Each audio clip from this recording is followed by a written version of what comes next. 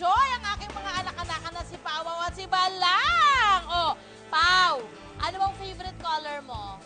Blue po. Blue. Cute. At si Kuya naman? Blue din po. Pareho kayong blue. Ayan mga kapuso, naku, isa po talaga yan sa talagang gustong-gusto ng mga bata ngayon.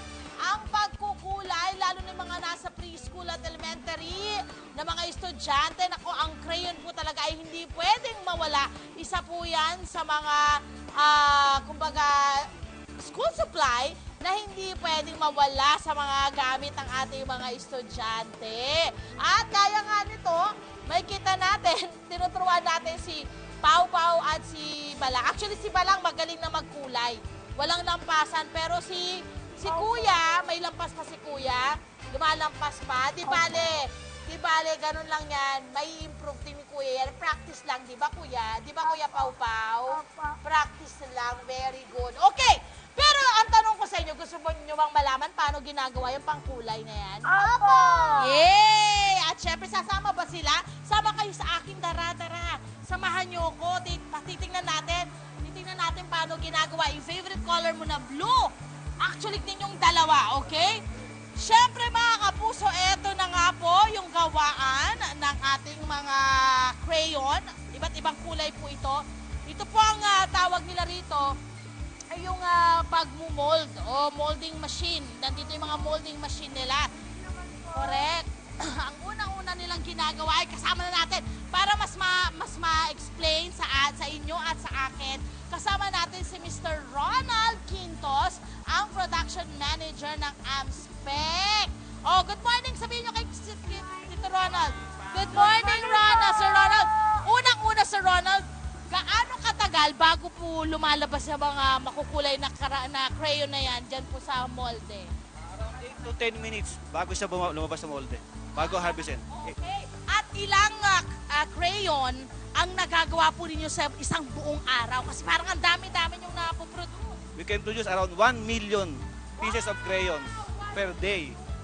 A day yun. At lalo na pag peak season, mas marami. Mas marami. Wow, mga kapuso. At ano po yung pinaka mabentang kulay o lagi talagang hindi pwedeng mawala? Siyempre, yung ating primary colors na 8 tsaka yung 16.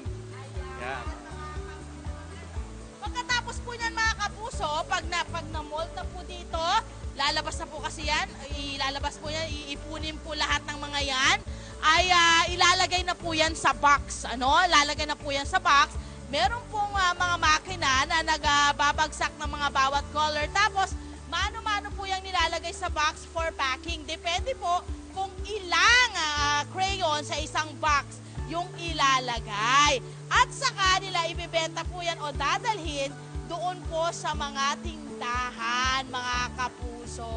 Ayan. Tinan mo, nag-e-enjoy po yung dalawa sa pagkukuha ng mga kulay. So ngayon, sir, ilang kulay ang available po sa inyo?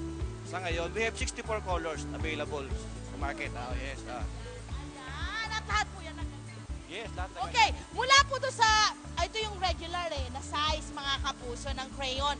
Pero meron din silang malalaki. Ayan, yan yung tinatawag po nilang jumbo. Di ba, Sir Ronald?